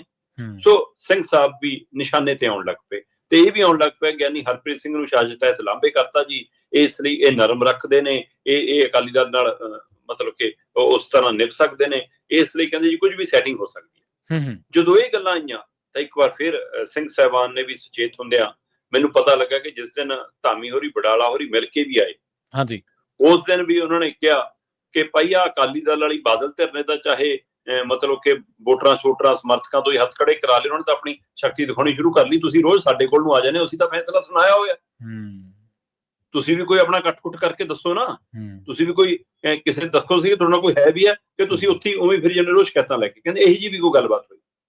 ਉਸੇ ਦਿਨ ਇਹ ਧਾਮੀ ਸਾਹਿਬ ਹਾਮੀ ਭਰ ਕੇ ਆਏ ਸੀਗੇ, ਠੀਕ ਹੈ ਜੀ 7 ਮੈਂਬਰੀ ਕਮੇਟੀ ਜੀ ਤੁਸੀਂ ਦਿਸ਼ਾ ਨਿਰਦੇਸ਼ ਦਿੰਦੇ ਹੋ, ਮੈਂ ਆਪਣੇ ਮੈਂਬਰਾਂ ਦੀ ਮੀਟਿੰਗ 'ਚ ਵਿਚਾਰੂੰਗਾ। ਉਹ ਮੈਂਬਰਾਂ ਦੀ ਮੀਟਿੰਗ ਵੀ ਹੋਲੀ, ਮਸਲਾ ਬਹੁਤ ਵੱਡਾ ਸੀ ਸ਼੍ਰੋਮਣੀ ਕਮੇਟੀ ਦੀਆਂ ਵੋਟਰ ਸੂਚੀਆਂ ਵਾਲਾ, ਕਿ ਉਹ 'ਚ ਜਿਸ ਤਰ੍ਹਾਂ ਦੀ ਛੇੜਖਾਨੀ ਹੋਈ ਹੈ, ਜਿਸ ਤਰ੍ਹਾਂ ਉਹਦੇ ਵਿੱਚ ਬਿਨਾਂ ਸਿੰਘ ਤੇ ਬਿਨਾਂ ਕੌਰ ਵਾਲੇ ਨਾਮਾਂ ਨੂੰ ਸ਼ਾਮਲ ਕਰਕੇ ਵੋਟਰ ਬਣਾਇਆ ਤੇ ਉਹ ਸ਼ੰਕੇ ਸੋਭੇ ਖੜੇ ਹੋ ਗਏ। ਉਹਦੇ ਆਧਾਰ ਤੇ ਸੁਖਬੀਰ ਬਾਦਲ, ਬਲਵਿੰਦਰ ਭੁੰਦੜ, ਦਲਜੀਤ ਸਿੰਘ ਚੀਮਾ ਤੇ ਸ਼੍ਰੋਮਣੀ ਗੁਰਦੁਆਰਾ ਪ੍ਰਬੰਧਕ ਕਮੇਟੀ ਦੇ ਪ੍ਰਧਾਨ ਐਡਵੋਕੇਟ ਹਰਜਿੰਦਰ ਸਿੰਘ ਧਾਮੀ ਤੇ ਹੋਰ ਅਕਾਲੀ ਲੀਡਰਸ਼ਿਪ ਜਾ ਕੇ SS ਸਾਰੋ ਸਾਹਿਬ ਜਿਹੜੇ ਗੁਰਦੁਆਰਾ ਚੋਣ ਕਮਿਸ਼ਨ ਦੇ ਕਮਿਸ਼ਨਰ ਨੇ, ਉਹਨਾਂ ਨੂੰ ਸ਼ਿਕਾਇਤ ਪੱਤਰ ਵੀ ਦਿਆ ਤੇ ਦਰੁਸਤੀ ਹੋਣ ਦੀ ਕਾਰਵਾਈ ਵੀ ਸ਼ੁਰੂ ਹੋ ਗਈ। ਇਹ ਪਹਿਲੂ ਬਿਲਕੁਲ ਵਾਚਣਯੋਗ ਹੈ, ਪਰ ਉਸੇ ਮੀਟਿੰਗ 'ਚ 7 ਮੈਂਬਰੀ ਕਮੇਟੀ ਆਉਣੀ ਸੀ, ਉਹਦਾ ਕਿੱਥੇ ਗਿਆ? ਹੁਣ ਜਦੋਂ ਇਹ ਸਾਰੇ ਮਸਲੇ ਆਏ ਤਾਂ ਇੱਕ ਵਾਰ ਫਿਰ ਸੁਧਾ ਧਰ ਉੱਧਰ ਨੂੰ ਤੁਰੀ ਕਿ ਜਥੇਦਾਰ ਸਾਹਿਬ ਤੁਸੀਂ ਬੁਲਾ ਲਓ 7 ਮੈਂਬਰੀ ਕਮੇਟੀ ਦੀ ਬੈਠਕ, ਤੁਹਾਡੇ ਕਹੇ ਤੇ ਕੁਝ ਹੋ ਜਾਵੇ। ਸੋ ਉਸ ਤੋਂ ਬਾਅਦ ਉਹਨਾਂ ਨੇ ਕਿਹਾ ਕਿ 7 ਮੈਂਬਰੀ ਕਮੇਟੀ ਛੱਡੋ, ਆਪਾਂ 5 ਸਿੰਘ ਸਾਹਿਬਾਨ ਦੀ ਬੈਠਕ ਬੁਲਾਉਂਦੇ ਹਾਂ। ਮੇਰੀ ਗੱਲ ਅਕਾਲੀ ਲੀਡਰਾਂ ਨਾਲ ਗੱਲ ਹੋ ਰਹੀ ਸੀ, ਉਹ ਕਹਿੰਦੇ ਨਹੀਂ ਜੀ ਇਹ ਤਾਂ ਰੂਟੀਨ ਕਾਰਵਾਈ ਲਈ ਜਥੇਦਾਰ ਸਾਹਿਬ ਨੇ 2-4 ਮਹੀਨੇ ਬਾਅਦ ਬੁਲਾਉਣੀਆਂ ਹੁੰਦੀਆਂ। ਮੈਂ ਕਹਿੰਦਾ ਬਿਲਕੁਲ ਕੁਝ ਰੂਟੀਨ ਮਾਮਲੇ ਵੀ ਹੋਣਗੇ, ਪਰ ਰੂਟੀਨ ਮਾਮਲਿਆਂ ਦੇ ਨਾਲ ਨਾਲ 2 ਦਸੰਬਰ ਨੂੰ ਜਿਹੜੇ ਹੁਕਮ ਦਿੱਤੇ ਗਏ ਉਹਨਾਂ ਹੁਕਮਾਂ ਦੀ ਜਿਹੜੀ ਪਾਲਣਾ ਨਹੀਂ ਹੋਈ, ਉਹਦੀ ਪੁਣਛਾਣ ਵੀ ਹੋਊਗੀ। ਪੁਣਛਾਣ ਹੋਊਗੀ ਕਿ 7 ਮੈਂਬਰੀ ਕਮੇਟੀ ਨੂੰ ਕਿਉਂ ਨਹੀਂ ਅਧਿਕਾਰ ਖੇਤਰ ਦਿੱਤਾ ਗਿਆ ਅਕਾਲੀ ਦਲ ਦੀ ਮੁੜ ਬਹਾਲੀ ਦੀ ਮੈਂਬਰਸ਼ਿਪ ਸ਼ੁਰੂ ਕਰਨ ਦਾ। ਪੁਣਛਾਣ ਹੋਊਗੀ ਕਿ ਕਿਉਂ ਆਪਣੇ ਆਪ ਹੀ ਵੋਟਰ ਮੁਹਿੰਮ ਸ਼ੁਰੂ ਕਰ ਲਈ, ਉਹ ਵੀ ਉਸ ਧਿਰ ਨੇ ਜਿਹਨੂੰ ਕਿਹਾ ਗਿਆ ਆਧਾਰਹੀਨ ਸੀ, ਆਧਾਰ ਹਾਸਲ ਤਾਂ ਕਰੋ ਪਹਿਲਾਂ, ਡਾਇਰੈਕਟ ਕਿਵੇਂ ਸ਼ੁਰੂ ਹੋ ਗਏ। ਪੁਣਛਾਣ ਇਹ ਵੀ ਹੋਊਗੀ ਕਿ ਜਦੋਂ ਜਥੇਦਾਰ ਸਾਹਿਬ ਨੇ ਇਹ ਕਹਿਤਾ ਕਿ ਕੋਈ ਕਮੇਟੀ ਨਹੀਂ ਬਣ ਸਕਦੀ, ਯਾਨੀ ਹਰਪ੍ਰੀਤ ਸਿੰਘ ਹੋਰਾਂ ਨੇ ਆਪਣਾ ਪੱਖ ਰੱਖਤਾ, 5 ਪਿਆਰਿਆਂ ਮੂਹਰੇ, ਗੁਰੂ ਸਾਹਿਬ ਮੂਹਰੇ, ਇਹ ਮਾਮਲਾ ਖਤਮ ਹੈ, ਉਹਦੇ ਬਾਵਜੂਦ ਵੀ ਮਤਲਬ ਕਿ ਉਹ ਕਮੇਟੀ ਸਟੈਂਡ ਕਰ ਰਹੀ ਆ, ਫਿਰ ਇਹ ਪੁਣਛਾਣ ਤਾਂ ਇਸ ਮਸਲੇ ਦੀ ਵੀ ਹੋਊਗੀ। ਹਾਂ, ਪੁਣਛਾਣ ਤਾਂ ਇਹ ਵੀ ਹੋਊਗੀ ਕਿ ਸਿਕੰਦਰ ਸਿੰਘ ਮਲੂਕੇ ਵਾਲਾ ਮਾਮਲਾ ਕਿੱਥੇ ਗਿਆ, ਜਿਹੜੇ ਉਦੋਂ ਗੈਰ ਹਾਜ਼ਰ ਸੀ, ਉਹ ਮੁੜ ਕੇ ਕਦੋਂ ਬੁਲਾਉਣੇ ਨੇ, ਕਦੋਂ ਤਨਖਾਹ ਲਾਉਣੀ ਹੈ, ਉਹ ਕਿੱਥੇ ਗਿਆ, ਉਹ ਆਪਣੇ ਆਪ ਹੀ ਐਂ ਮਾਫੀ ਹੋਗੀ। ਪੁਣਛਾਣ ਇਹ ਵੀ ਹੋਊਗੀ ਕਿ ਜਿਹੜੇ ਜਥੇਦਾਰ ਗਿਆਨੀ ਗੁਰਬਚਨ ਸਿੰਘ, ਗਿਆਨੀ ਗੁਰਮੁਖ ਸਿੰਘ ਹੋਰਾਂ ਨੂੰ ਕਿਹਾ ਸੀਗਾ ਕਿ ਸਪਸ਼ਟੀਕਰਨ ਤੁਹਾਡਾ ਪ੍ਰਵਾਨ ਨਹੀਂ ਗਾ ਤੇ ਤੁਸੀਂ ਜਨਤਕ ਸਮਾਗਮਾਂ 'ਚ ਨਹੀਂ ਵਿਚਰ ਸਕਦੇ ਜਦ ਤੱਕ ਤੁਹਾਨੂੰ ਇੱਥੇ ਨਹੀਂ ਬੁਲਾਇਆ ਜਾਂਦਾ, ਉਹਨਾਂ ਨੂੰ ਬੁਲਾਉਣ ਵਾਲਾ ਮਾਮਲਾ ਵੀ ਆਊਗਾ। ਮਾਮਲਾ ਚਿੱਠੀ ਜਿਹੜੀ ਜਨਤਕ ਕਰਨੀ ਸੀ। ਸੋ ਕੁਝ ਸਵਾਲ ਸਿੰਘ ਸਾਹਿਬ ਦੇ ਪਾਲੇ 'ਚ ਖੜੇ ਨੇ, ਜ਼ਿਆਦਾਤਰ ਸਵਾਲ ਅਕਾਲੀ ਦਲ ਵਾਲੀ ਧਿਰ ਦੇ ਪਾਲੇ 'ਚ ਖੜੇ ਨੇ, ਕੁਝ ਸਵਾਲ ਮਤਲਬ ਕਿ ਸੰਗਤ ਦੇ ਮਨਾਂ 'ਚ ਖੜੇ ਨੇ ਤੇ ਕੁਝ ਸਵਾਲ ਸੁਧਾਰ ਲਹਿਰ ਵਾਲੀ ਧਿਰ ਨੂੰ ਵੀ ਖੜੇ ਨੇ। ਸੋ ਸਮੁੱਚੇ ਸਵਾਲਾਂ ਦਾ ਹੱਲ ਹੋ ਸਕਦਾ 28 ਤਰੀਕ ਨੂੰ ਆ ਜਾਵੇ। ਜੀ ਅਕਾਲੀ ਦਲ ਦਾ ਫਿਕਰ ਜ਼ਰੂਰ ਵਧਿਆ, ਉਹਨਾਂ ਨੂੰ ਲੱਗਦਾ ਕਿ ਕਿਤੇ 2 ਤਰੀਕ ਵਾਲੀ ਨਾ ਹੋਵੇ, ਕਿਤੇ ਮੁੜ ਕੇ ਤਲਬ ਨਾ ਕਰ ਲੈ ਜਾਓ, ਕਿਤੇ ਜਿਹੜੀ ਮੈਂਬਰਸ਼ਿਪ ਮੁਹਿੰਮ ਸ਼ੁਰੂ ਕੀਤੀ ਉਹਦੇ ਪਰ ਰੋਕ ਨਾ ਲੱਗ ਜਾਵੇ, ਬ੍ਰੇਕ ਨਾ ਲੱਗ ਜਾਵੇ, ਹੈ ਨਾ। ਦੂਸਰੇ ਪਾਸੇ ਕੁਝ ਤਰ੍ਹਾਂ ਇਹ ਵੀ ਕਹਿੰਦੀ ਹੈ ਕਿ ਹੁਣ ਸੈਟਿੰਗ ਹੋ ਗਈ, ਕਿਉਂਕਿ ਗਿਆਨੀ ਹਰਪ੍ਰੀਤ ਸਿੰਘ ਬਾਰੇ ਕਿਹਾ ਤਾਂ ਹੈ ਸਿੰਘ ਸਾਹਿਬ ਨੇ, ਪਰ ਉਹਨਾਂ ਦੀ ਬਹਾਲੀ ਦਾ ਸ਼ਬਦ ਨਹੀਂ ਕਿਹਾ ਕਿ ਹਾਂ ਹੁਣ ਤੋਂ ਸੇਵਾ ਸੰਭਾਲਣ। ਅਜੇ ਤੱਕ ਉਹਨਾਂ ਸੇਵਾ ਸੰਭਾਲੀ ਨਹੀਂ, ਤੇ ਜੇ ਸੇਵਾ ਨਹੀਂ ਸੰਭਾਲੀ ਤਾਂ ਮਤਲਬ 5 ਸਿੰਘ ਸਾਹਿਬਾਨ ਦੀ ਬੈਠਕ 'ਚ ਨਹੀਂ ਆਉਣਗੇ, ਤੇ ਜੇ ਗਿਆਨੀ ਹਰਪ੍ਰੀਤ ਸਿੰਘ ਨਹੀਂ ਆਏ ਕਹਿੰਦੇ ਇਹਦਾ ਮਤਲਬ ਕੀ ਬਾਕੀਆਂ ਨੂੰ ਮਨਾ ਲਿਆ ਗਿਆ। ਸੋ ਇਸ ਲਈ ਕਿਤੇ ਇਹ ਤਾਂ ਨਹੀਂਗਾ ਕਿ ਕੌਮ ਦੇ ਸਿਰ ਦੇ ਉੱਤੇ ਧੁੰਦ ਖੜੀ ਰਹੇ ਤੇ ਇਹ ਆਪਣਾ ਵਿੱਚੋਂ ਲਾਈਟਾਂ ਬਾਲ ਕੇ ਗੱਡੀ ਕੱਢ ਕੇ ਲੈ ਜਾਣ। ਸੋ ਇਹ ਵੀ ਸਵਾਲ ਖੜੇ ਹੋ ਗਏ ਨੇ। ਸੋ ਇਸ ਲਈ 28 ਤਰੀਕ ਨੂੰ ਬਹੁਤ ਕੁਝ ਸਪਸ਼ਟ ਹੋਣਾ ਹੈ। ਇਹਨਾਂ ਮੂਰੇ ਜਥੇਦਾਰ ਸਾਹਿਬਾਨ ਮੂਰੇ ਚੁਣੌਤੀ ਹੈ ਕਿ ਅਕਾਲ ਤਖਤ ਸਾਹਿਬ ਦੇ ਰੁਤਬੇ ਨੂੰ ਕਾਇਮ ਰੱਖਣਾ ਤੁਹਾਡੀ ਜ਼ਿੰਮੇਵਾਰੀ ਹੈ ਤੇ ਹੁਕਮਨਾਮਿਆਂ ਨੂੰ ਪ੍ਰਵਾਨ, ਮਤਲਬ ਮੇਰੀ ਕੱਲ ਸਾਬਕਾ ਜਥੇਦਾਰ ਸਾਹਿਬ ਨਾਲ ਵੀ ਗੱਲ ਹੋ ਰਹੀ ਸੀ, ਉਹ ਕਹਿ ਰਹੇ ਸੀ ਕਿ ਜਾਂ ਤਾਂ ਗੁਰੂ ਦੇ ਸਨਮੁਖ ਹੋਇਆ ਜਾਂਦਾ ਜਾਂ ਮੁਨਕਰ ਹੋਇਆ ਜਾਂਦਾ। ਹੁਣ ਇਹ ਧਿਰ ਮੁਨਕਰ ਹੋਣਾ ਨਹੀਂ ਚਾਹੁੰਦੀ ਪਰ ਸਨਮੁਖ ਹੋ ਨਹੀਂ ਰਹੀ। ਸੋ ਇਸ ਲਈ ਹੁਣ ਸਾਰੀ ਗੱਲ ਸਿੰਘ ਸਾਹਿਬਾਨ ਤੇ ਆ। 5 ਸਿੰਘ ਸਾਹਿਬਾਨਾਂ ਦੀ 28 ਜਨਵਰੀ ਨੂੰ ਹੋਣ ਵਾਲੀ ਬੈਠਕ ਦੇ ਵਿੱਚ ਮੈਨੂੰ ਲੱਗਦਾ ਧੁੰਦ ਦੇ ਸਾਰੇ ਬੱਦਲ ਛੱਡ ਜਾਣਗੇ। ਜੀ ਦੇਖੋ ਕੀ ਬਣਦਾ, ਪਰ ਜਿਵੇਂ ਤੁਸੀਂ ਕਿਹਾ ਵੀ ਭਰੋਸੇਯੋਗਤਾ ਵੀ ਹੁਣ ਤਾਂ ਦਾਅ ਤੇ ਲੱਗੀ ਪਈ ਹੈ ਤੇ ਹੋਰ ਜਿਹੜੀਆਂ ਗੱਲਾਂ ਬਾਤਾਂ ਨੇ ਉਹਨਾਂ ਨੇ ਦੁਬਿਧਾ ਵੀ ਨਵੀਂ ਬਹੁਤ ਜ਼ਿਆਦਾ ਖੜੀ ਕਰ ਦਿੱਤੀ ਹੈ। ਇੰਨਾ ਕੁ ਕੁਛ ਵਾਪਰ ਰਿਹਾ ਪੰਥਕ ਰਾਜਨੀਤੀ ਦੇ ਵਿੱਚ ਵੀ ਲੋਕਾਂ ਦਾ ਇਹਨਾਂ ਮਸਲਿਆਂ ਤੋਂ ਨੀਰਸ ਹੋਣਾ ਵੀ ਇੱਕ ਨਿਰਾਸ਼ਾਜਨਕ ਪਹਿਲੂ ਆ ਕਿ ਉਨੀ ਚਰਚਾ ਨਹੀਂ ਹੋ ਰਹੀ ਜਾਂ ਉਹਨਾਂ ਦਬਾਅ ਸੰਗਤ ਵੱਲੋਂ ਲੋਕਾਂ ਵੱਲੋਂ ਨਹੀਂ ਹੈ ਕਿ ਤੁਸੀਂ ਭਈ ਆਹ ਚੀਜ਼ ਦਿਓ।